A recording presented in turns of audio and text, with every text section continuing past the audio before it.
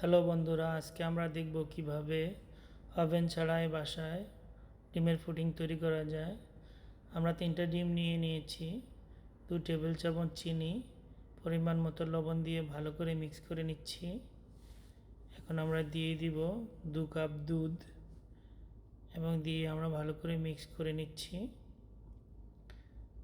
Mix শেষে আমরা add করে দিচ্ছি ভ্যানিলা ফ্লেভার এবং এটা আমরা ভালো করে মিক্স করে নিচ্ছি।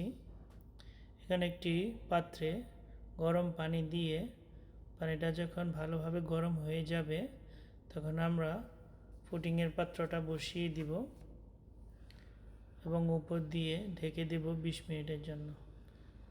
20 মিনিট পর আমরা ঢাকনা তুলে দেখব আমাদের পুডিংটা হয়েছে কি না। সেজন্য একটা কাঠি নিয়ে পুডিংয়ের মাঝখানে আমরা এভাবে বসিয়ে দেখব। যদি কাঠির সাথে কিছু লেগে না আসে তাহলে বুঝবো আমাদের পুডিংটা হয়ে গিয়েছে। তারপর আমরা পুডিংটা নামিয়ে নেব। দেখছেন আমাদের পুডিংটা অনেক সুন্দর হয়েছে। আপনারাও চাইলে বাসায় বসে এভাবে পুডিং তৈরি করতে পারেন। এখন আমরা এটা স্লাইস করে কেটে নিচ্ছি।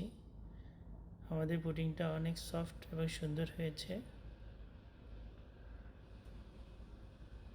আমাদের ভিডিও যদি আপনাদের ভালো লাগে অবশ্যই লাইক, কমেন্ট, শেয়ার করবেন, সাবস্ক্রাইব করবেন, বেল বাটনে প্রেস করবেন এরকম নতুন ভিডিও পাওয়ার জন্য। সবাইকে অনেক ধন্যবাদ আমাদের সাথে থাকা।